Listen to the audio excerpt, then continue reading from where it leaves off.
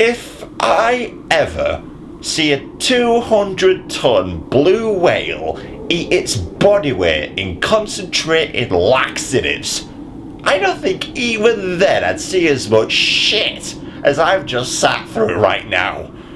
Ladies and gentlemen, welcome to the unholy terror that is the video game movie. I mean, good God, if there is one genre of film that could be considered the absolute worst of its kind, it would be movies made by these pricks. But video games movie adaptations come a close second. Never have I made a video on this channel that was more taxing to create. I don't think I've sat through so much visual diarrhea in my life, and it's left me both emotionally and physically drained. You see, this was me after watching the Super Mario Bros. Movie, this is me after watching Mortal Kombat Annihilation, and this is what I look like after watching just 2 minutes of Alone in the Dark. It was hell. But let's be optimistic for a moment, because whilst there is literally not a single video game movie out there that scored well with critics, I actually have high hopes for the future. You see, well, you know how we're in a bit of a comic book movie boom at the moment, where we're getting tons of films based off Marvel and DC properties, of which many are really good, and even get critics across the world telling audiences to go see a movie that features a walking tree and a gun-toting raccoon in their character lineup? Well, as a lot of you guys know, we didn't always have this streak of quality, because before Christopher Nolan and the MCU rekindled our hopes and lightened our wallets, superhero films were awful.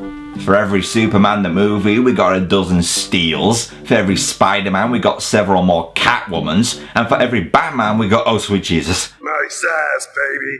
Now I'm going to make a prediction here, and as we all know, my predictions are never wrong. It's kind of like Star Wars Episode 7. You know it's never going to happen.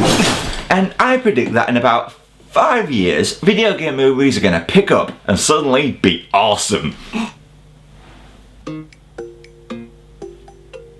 And I reckon that Hollywood's biggest talents will see potential in adapting our favourite interactive Avengers for the big screen, and finally, we'll see them done justice. Okay, will you piss off? I'm trying to talk about video game movies here. Oh God, is that what you're on about? You're gonna need some bloody help. Look, I'm good. Oh no, seriously, I just got back from the Mushroom Kingdom. My man Toad hooked me up with some top of the line superstars. Take one of these bad boys and you'll feel fucking invincible. Dude, I don't need your help. I'm going to talk about good video game movies. This is going to be a short video, people. Alright, okay, yeah, we all know of the Double Dragons and the Max Paynes and the cinematic atrocities of this gentleman here. Fuck yourself. Charming, man. But what about those adaptations that didn't completely suck? There's been dozens and dozens of attempts at making a movie based off a video game. There's bound to be 10 that are at least decent. Right? 20,000. Yeah, okay.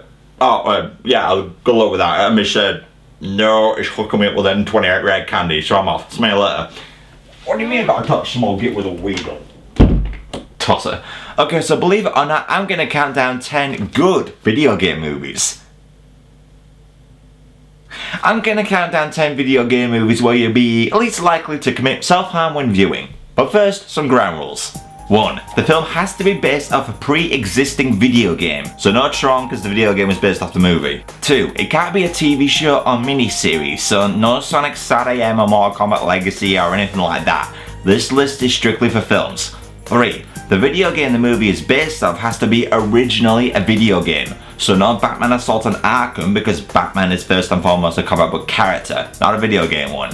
4. The film can't be fan-made or a short film, it has to be a full-length commercially released movie. 5. It can't be a documentary or a movie about video games, so no King of Kong or Scott Pilgrim. But 6. The film is allowed to be direct-to-DVD, TV, animated or foreign language. Everybody got that? So with that crap out of the way, let's begin. Yakuza!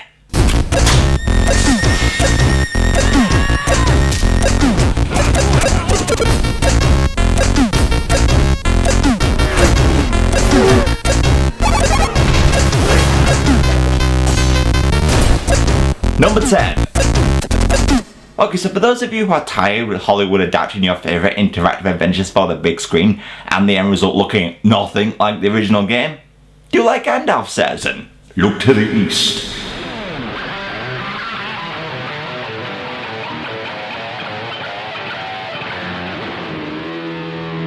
Yeah, whilst not what I call a good film, seriously, this is a list about video game movies, the ones at the bottom are going to be a bit shit. But I still gotta give props to Takashi Miike for creating a faithful and, at times, entertaining interpretation of the Yakuza series, Like a Dragon in Japanese theatres in March of 2007, and it most definitely got a lot of things right. The cast all do a fine job at bringing their respective characters to life. The film looks exactly like the game. There's some great fight scenes, the Easter eggs are there for the fans, and there's actually a few pretty funny moments too.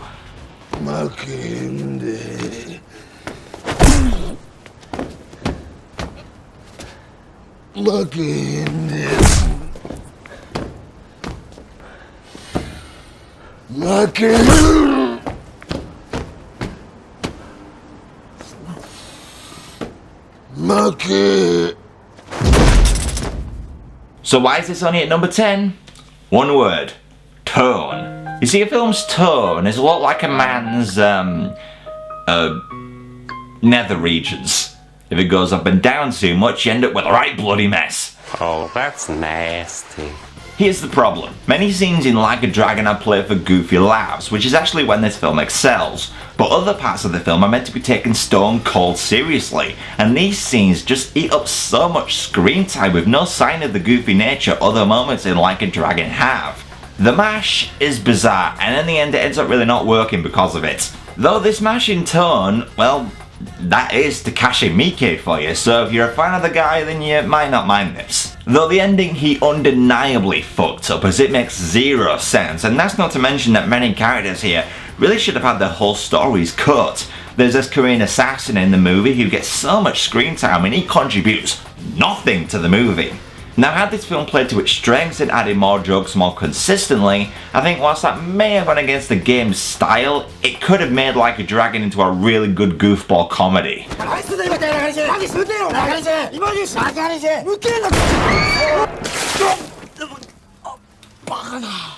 But as is, it's worth a viewing. So as long as you played the game, mind you, otherwise you'll end up about, no.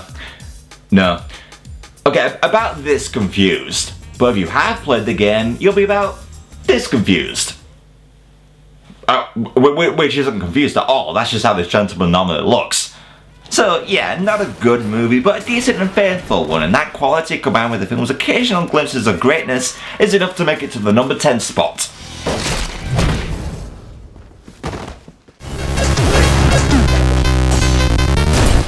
Number 9. Resident Evil. Damnation. Yes, whilst Paul W.S. Anderson tried us to a billion live-action versions of this franchise complete with bad CGI, boring storylines, and a complete disregard for the source material, Capcom were like, guys, put Super Ultra Hyper Street Fighter Zero Alpha 4 Ultimate Edition version 3.0 on hold. We got a movie we can make money off of here. Get to work. But no movie distributor is as money hungry as we are. We got Sony on board. Well, why didn't you say so?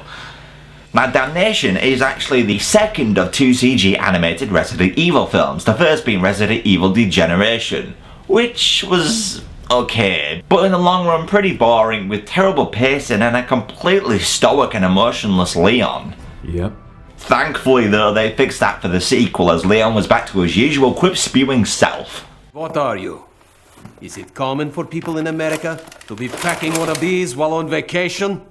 Sure. We've been doing it since the country was first founded. There's the Leon I know and love. Now the film has lots of great action, gore fanatics will be more than satisfied. Ada Wong makes an appearance as great as her for sure. It's been a long time, Leon. The film's animation is also pretty damn good, and there's some cool themes explored, like how people are able to control the BOWs and send them to attack, almost like zombie Pokemon. But the film is let back by a few things. Much like recent Resident Evil games, it goes more for straight up action, not so much for survival horror. It would have been cool if the film was as scary as it was gory. But to be fair, this movie isn't canon with Resident Evil 6, and that of course is a game more action orientated anyway. So I blame the game here, not the movie. But the real reason why this movie isn't higher on the list regards the ending, as there's an absolutely horrendous case of Deus Ex Machina, which undermined Leon's entire mission of the movie. If you've seen the film, then you probably know what I'm on about. Did you know about this? No. If I did, I'd still be enjoying my vacation.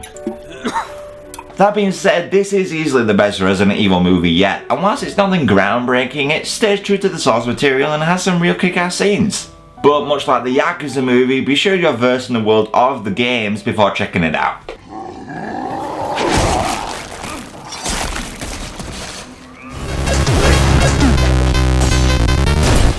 Number 8. Angelina Jolie as Lara Croft is the best casting decision ever. Well, into Uwe Boll cast himself as Hitler, but the point I'm trying to make here is that Jolie single-handedly saved the live-action rendition of Tomb Raider. Now, I know this movie got panned as it is essentially just Indiana Jones with boobs, and obviously not as good, but it's far from bad. As I said, Jolie just killed it as Lara. She brought the charm, the acrobatics, the sex appeal. Hell, she even got the accent down. I woke up this morning and I just hated everything. Right. Thanks. Daniel Craig's also in this movie, which I completely forgot about. Though he puts on an American accent for some reason, and it's about as convincing as my American accent. You still pretending to be a photojournalist? You know, I think it's really cool. Hugh Laurie, Daniel Craig is not. Sick to playing Brits, mate, it's what you're best at. Though the movie does have Sir Friendzone from Game of Thrones in it, that's a plus because he's actually my favourite character in that show. And whilst here he is victim to an average script, he is at least entertaining to watch. He had a great many secrets. Not from me. Especially from you. The action scenes are also great, bar some shoddy slow motion they obviously edited in post.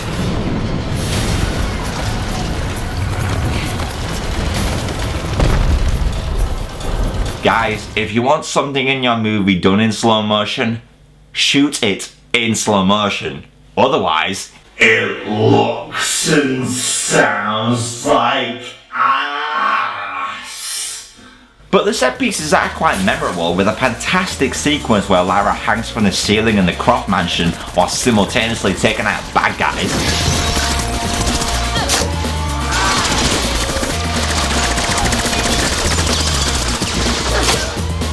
Now, there's a ton of negatives, of course. The story you'll have heard a million times before, the ending to the film is pretty dumb, the side characters aren't very interesting, and the soundtrack to this movie has aged horrendously.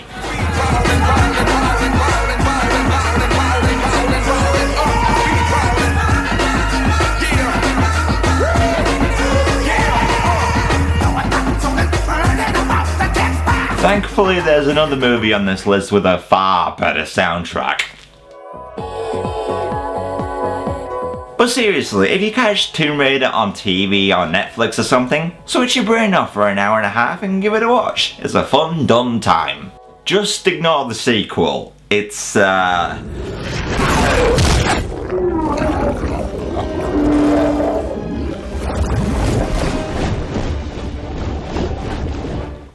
bit too dumb.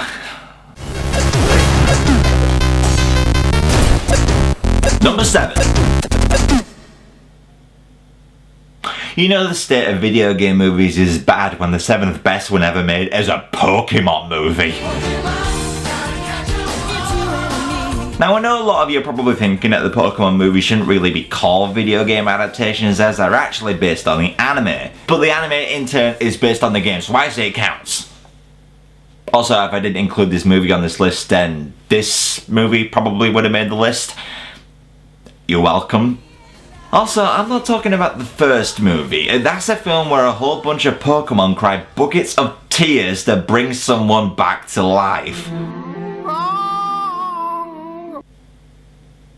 Well, at least we all know what the Lazarus Pit is made of. Razar go bathing in Pokemon tears. Wow, what an evil bastard.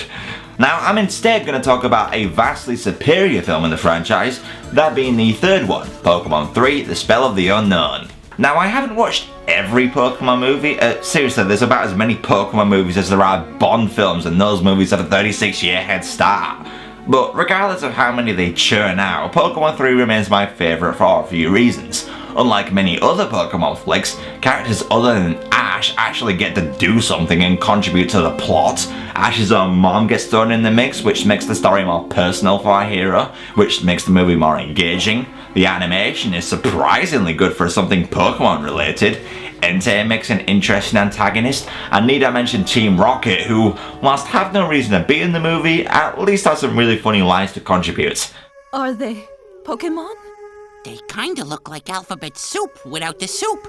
I don't know about soup, but if we're not careful, we'll wind up in hot water.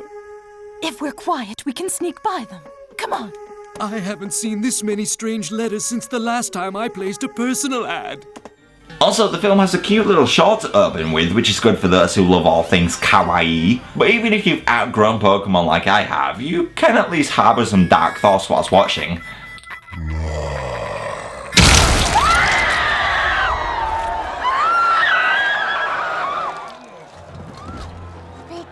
Now, as far as what this movie gets wrong, it is a Pokemon movie.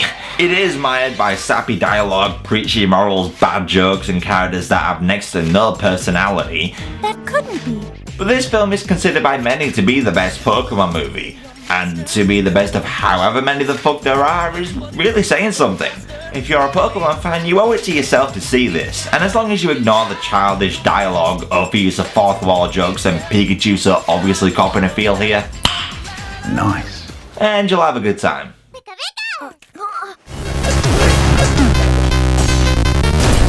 Number 6.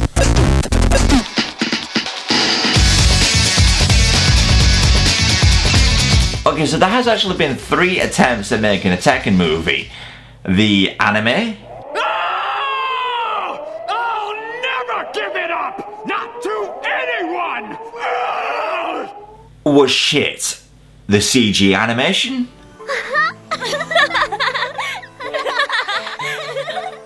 was shit. The live action version wasn't half bad. Yeah, I know this film doesn't get a whole lot of love, mostly because it barely resembles the game. Kazuya does not have a goatee, you cockbag! But look beyond what they lost in adaptation, and it's surprisingly decent. The acting is good, with Hiroyuki Tagawa as Heihachi standing out as a highlight. John Fu is a likeable lead, the production design is top notch, and the fight choreography is the best I've ever seen in a video game movie.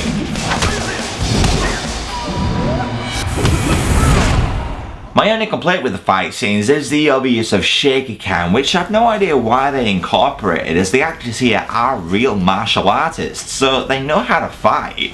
You see, shaky cam is usually used to hide the fact that an actor can't fight, so why they've used it here is confusing. But back to what I do like, and I do really love the nods the film gives to the games, like showing us how Jin got his trademark gloves, and how they incorporated the stage left in the game and gave it a real world counterpart. In the first round of the Iron Fists tournament! Also, I'm a fan of some of the changes they made to the source material, like Steve Fox is now a mentor of sorts, which I thought worked well. Also, there's certain plot elements changed too from the game, so it's not, dumb.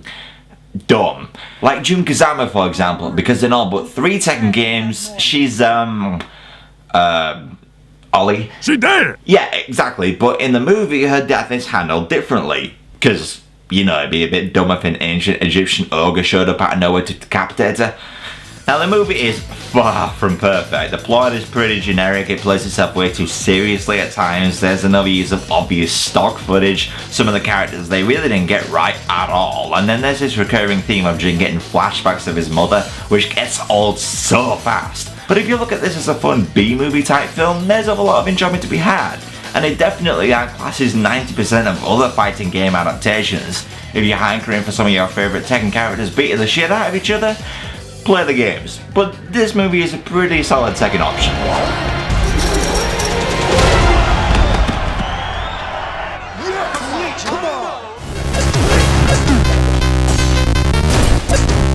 Number 5. At number 5, we have the most expensive video game movie ever made, clocking in with a budget of $185 million. So with so much money behind it, it's gonna have to be a big name in the gaming world, right? You know, in order for the filmmakers to make their money back. Like, it's gotta be Call of Duty, right? Oh, Zelda? Half-Life. Halo. Bubsy? What the fuck is it? Prince of Persia. Prince of Persia? Really? Alright, okay, yeah, Prince of Persia certainly has a following, but in this franchise's 26-year-long history, it's only sold 20 million copies. Which may sound like a lot until you realise that fucking Frogger has sold about as many. Now granted, this movie miraculously made its money back and then some. And you know what? This is a really good thing. We're finally starting to see video game movies with the same kind of backing a lot of Hollywood blockbusters get, which may convince more big talented names to take video game movie projects on. And trust me, the games everyone's hankering for a movie for will need huge budgets to be fully realised. So how is Prince of Persia the movie? It's good. I mean, it doesn't do anything phenomenally well, but it's a fun adventure with great production design, a likeable lead, and really cool visual effects. I mean, the movie's at its best when they incorporate the time reverse mechanic, and the way they've reimagined it for the medium of film is fantastic.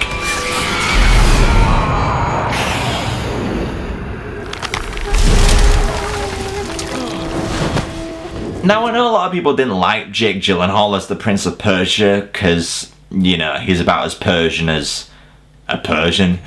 But in his defense, have you heard the prince in the game? Father, I have brought us honor and glory. Oh yeah, because he sounds so authentically Persian. Clearly getting a Middle Eastern actor would have helped him feel so much like his game counterpart. Now, something I really liked about this movie was that it did something not many game adaptations do. You see, the lead actually has a character arc. That's down at the beginning of the movie as cocky and more in it for himself. But as the movie progresses, you see him develop a soft spot for the princess, and he slowly learns to do the right thing. Now, yes, it's nothing groundbreaking in terms of character development, but for a video game movie, this is big. Now, the action scenes are decent, and there's plenty of parkour incorporated, which is highly reminiscent of the game. Though there is unfortunately a penchant for more shaky cam and quick cuts, obviously done this time to hide Gyllenhaal's stunt double. Gyllenhaal I love as an actor, but he is not an action star. Also, the ending of the movie is a bit convenient, as what they do kinda undermines the film's entire events pretty much, but look beyond all that and you'll find an easily accessible and fun swashbuckler.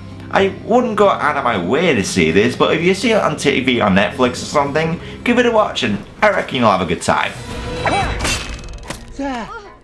Persian, how did you do that? Number 4. Okay, we're getting to the better adaptations now, and at number 4, we're heading back to the land of the rising sun.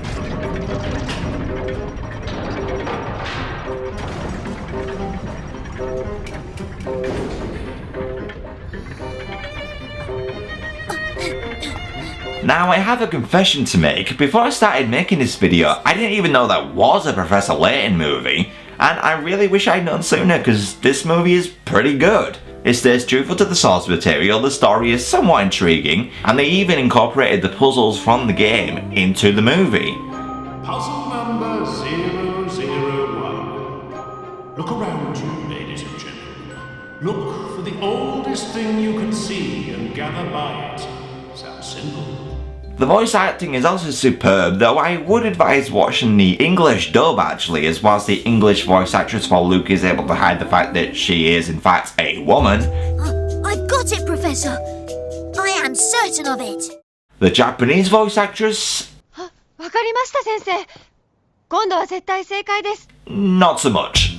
But if there's one thing to be said about the Professor Layton games, it's how its world is just so charming. The visuals, animation, music, characters, it all just creates a nice pleasant place to be in the games, and the movie captured that perfectly. Now the film does get a little long-winded by the end as the final scene goes on far too long, I think, and the stories found in many of the games I found ultimately more interesting. Also, this movie does require you to, disregard the function of your brain at times. Like, check this scene where Layton's group runs away from some wolves. They go to hide in a shed, and in the space of about 30 seconds, take a look at what they bloody build.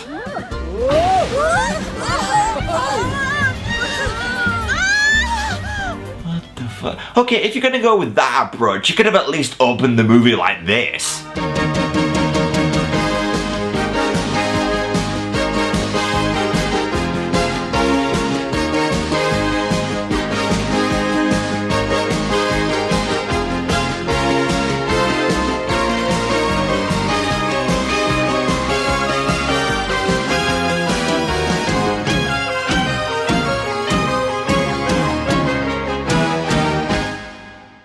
honestly, scenes like that don't bother me too much, and as long as you feel the same, and as long as you're familiar with the Professor Layton universe, The Eternal Diva is definitely worth checking out, and in my opinion is the best animated video games movie adaptation.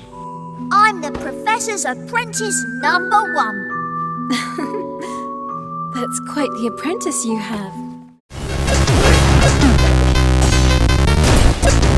Number 3.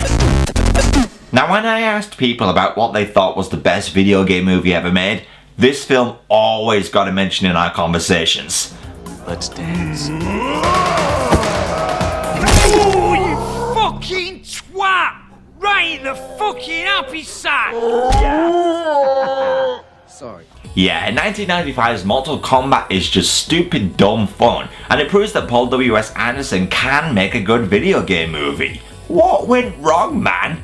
But before I dive into this movie, allow me to address its biggest criticism.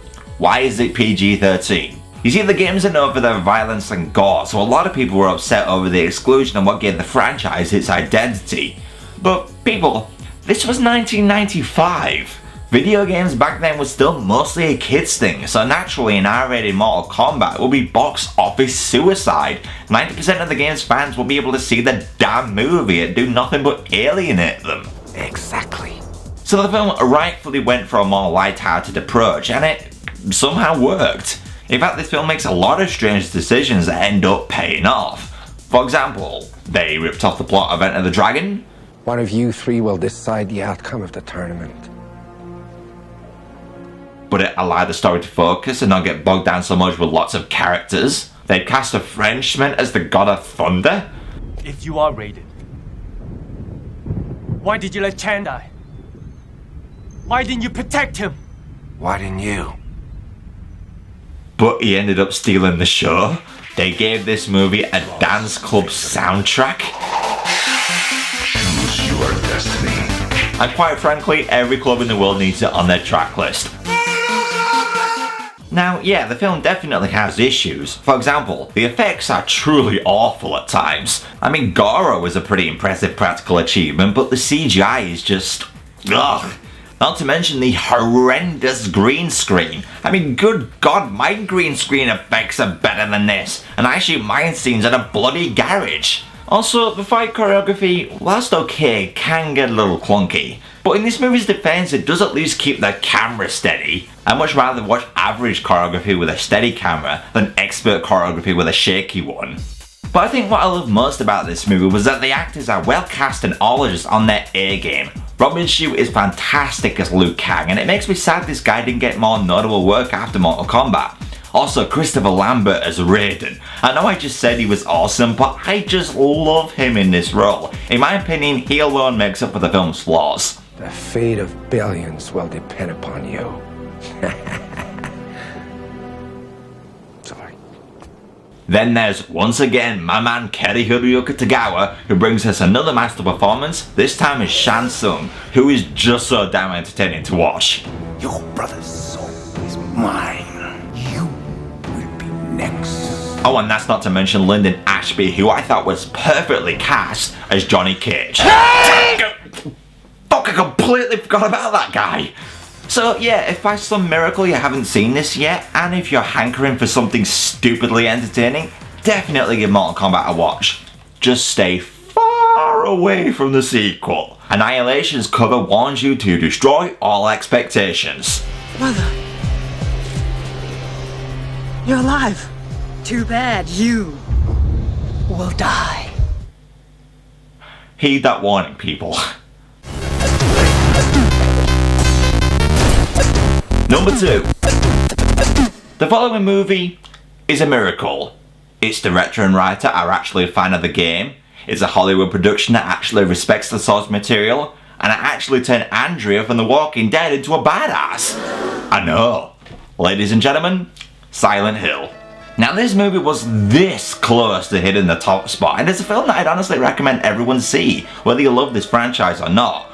But let's actually get this film's negatives out of the way first. Sean Bean's character got way too much screen time, there's a huge exposition dump towards the end that really didn't work, but apart from that, this film is the first on this list I can call great. Now what I love most here was the atmosphere, because this film nailed it, from the moments when it's all eerily quiet and ominous on the street to how awesome it looks when this film transitions to this dark version of itself.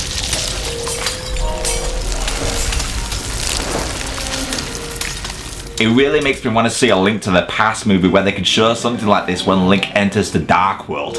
Also, the monsters are lifted right out of the game and they look fantastic on the silver screen. A lot of practical effects were used here, and it's amazing how well these designs work in live action. And that's not to mention that, unlike a lot of horror films these days, it doesn't rely on jump scares to scare you. Well, okay, I won't call this film scary per se, but it's definitely intense. I remember having my hands over my mouth during a lot of these scenes. I really gotta make a stand for this movie. I find it to be criminally underrated. 29%? No. Silent Hill is well acted, well directed, intense as hell, the visuals are amazing, the effects are incredible, it's faithful to the source material, and the ending is open-ended and thus open for discussion. Definitely check this one out if you haven't already. Okay, so before I get to my number one pick, let's take a look at some films that didn't quite make the cut. Starting with Doom. Okay, so Doom is just basically a poor man's version of Aliens, and they more than fucked up the whole point of the games by removing the hell element that could have helped it stand out from other monster movies. But I find it decently entertaining with good action, terrific practical effects, Carl Urban is cool, and hell, the first person segment is worth the price of admission alone. Not good, but not as horrible as some people make it out to be. Final Fantasy VII Advent Children. So this movie does something a bit more unique and actually is a sequel to the game it's based on. So if you haven't played Final Fantasy VII, do not watch this movie. But the only thing Advent Children really has going for it is cool action and animation. The story and the characters no one put any effort into. But if you're a Final Fantasy VII fan, you might get a kick out of it. Final Fantasy The Spirits Within. So critics actually call The Spirits Within the best video game movie ever made, and whilst that is definitely not true, it definitely has things going for it. The animation is nice, especially for its time, the cast is pretty impressive, and James Woods can be entertaining to watch. But the story I found way too convoluted, the premise of ghost aliens I found dumb as hell, it feels nothing like any Final Fantasy game I've ever played, and by the end of the movie I had no idea what was going on. It's not awful though, so check it out if it seems like your kind of flick, because this movie definitely has its fans. Hitman. Okay, I actually really liked Timothy Olyphant as Agent 47. I thought he did a fantastic job given what he had to work with. Yeah, he's a little too babyface for 47, but I found his performance very entertaining. The action in the movie is also pretty cool too, with a great sequence with him and the other agents standing out to me as the film's highlight. But it does really miss the point of the games entirely, and the emotionless and stoic Agent 47 does not make a good protagonist for a movie, which confuses the hell out of me considering there's 2 Hitman movies now. That being said, this film almost made the list, so check it out if you're not too fussy. Need for Speed. Aaron Paul and Dominic Cooper are cool, and the car chases are handled phenomenally well here. But that's all this movie is going for, everything else stinks. Next, Resident Evil. Okay, so the first of the live-action Resi films wasn't that bad. I mean, it has some cool sequences and actors like Colin Salmon and Michelle Rodriguez were entertaining, but the effects, both practical and special, are awful. Mia Jovovich makes a lame lead, and they kill Colin Salmon in the first half hour of the movie. That is unacceptable. Oh, and that's not to mention the god-awful fake jump scares. Still, there are fans of the first movie, so as long as you go in not expecting much, you might like it. I think I'm gonna get a lot of flack for this one, but Street Fighter. Yeah, really, I honestly don't think this movie is as bad as everyone makes it out to be. I mean, sure, they cast a Belgian as Guile, and there's very little street fighting in a movie called Street Fighter, but it makes a good film to watch whilst paced. I mean, there's some things to love here. There's some really funny lines, some of the casting is spot on. I mean, the guy that got to play Zangief is just perfect. And Raul Julia as M. Bison, if it wasn't for him, this film would be garbage. For you, the day Bison graced your village was the most important day of your life. But for me, it was Tuesday. Though there is another Street Fighter movie of note, Street Fighter 2 the animated movie. Now this actually came out the same year as the US version, and if you're looking for a more faithful adaptation of Street Fighter, this is miles better. Everyone looks the part, their signature moves, and Bison is quite intimidating, and the fight scenes are fantastic. I mean, the one between Chun-Li and Vega is incredible and worth the price of admission alone. That being said, I actually ended up liking the US version more. Why? Well, this movie's boring. It just chugs along as Ryu just wanders around with no goal in mind. All you see him do is just fight and train. The main character has no plot motivation, so it makes the movie an absolute bore fest. It's worth seeing for some of the cool fights, but that's about it. Tales of Vesperia: The First Strike. So this movie's a little boring too, but I wanted to mention it because it does get a lot of things right. The animation is pretty sweet. It's done by the same guys who did Attack on Titan, so that's a given. The characters have potential to be in a better story, and it does have one or two pretty funny scenes. I'll also need to bring one of you twins with me. I'll take the bigger one. Does he mean our... Yeah, I think he does. Bigger one? Well, they look like the exact same height to me, right? If you played Tales of Vesperia, I'd recommend checking out this prequel. Others likely will find it rather lackluster. Okay, so there's my honorable mentions. Let's take a look at the cherry on top of this shit sundae. Number 1. Okay, so I may be a bit biased putting this at number 1 as this is an adaptation of one of my favourite game franchises, and a lot of you probably will consider Silent Hill and Mortal Kombat to be superior. But my personal favourite video game movie ever made is Ace Attorney. Okay, negatives first. It's way too long, clocking in at 2 hours and 14 minutes. The acting may be a bit over the top for some. I feel this will appeal to those who are already a fan of the game, and seeing as how this movie is simply a retelling of the first game's cases means there's few surprises in store for those who know the first game well. But when I saw a live-action Phoenix Wright slam his hands on his desk and throw evidence right in the face of the prosecution, I felt a giddiness I'd never experienced before in a video game movie. This feeling is what can make movie adaptations great. It's fan service turned up to 11, and it's clear this film was made with fans in mind. It's incredibly faithful to the source material, even getting some relatively minor characters absolutely spot on in terms of appearance and character. The cases are intriguing, as when watching I found myself thinking as though I was investigating the cases myself, and the film captures the over-the-top zaniness of the games in such a way only a Japanese production could pull off. クリスマスイブの午前0時を過ぎていたということは、正確にはクリスマス? Now, Hiroki Nadamiya is fantastic as Phoenix. He's so delightfully entertaining when Wright is dishing out the objections and take that, and he's hilarious when he's struggling for answers. It's just like he is in the game. The film actually gets mostly everything right in translation, though I'm not gonna lie, there is one character they totally fucked up, and that's Detective Gumshoe, who in the game is a big, beefy, lovable buffoon of a man, but in the movie he loses all his personality and is much more straight-faced.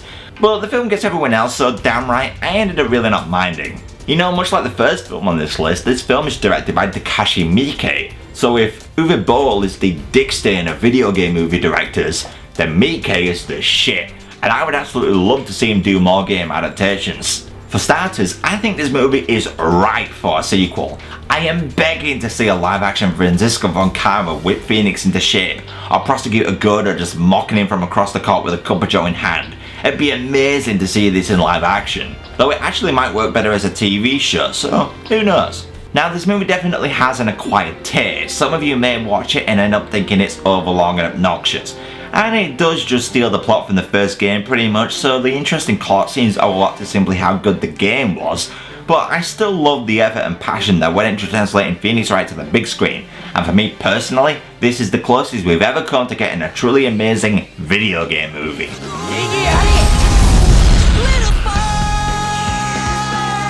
But unfortunately, I can't call any of the 10 films on this list amazing, so the hunt for the first truly great video game movie goes on. Though do spare a thought for poor old me who had to sit through this.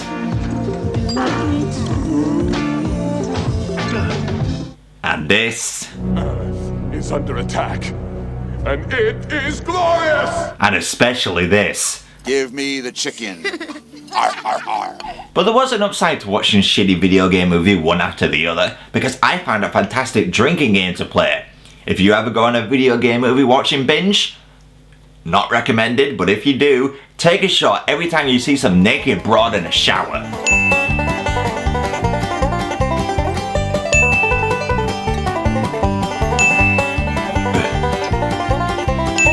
Oh, bloody hell.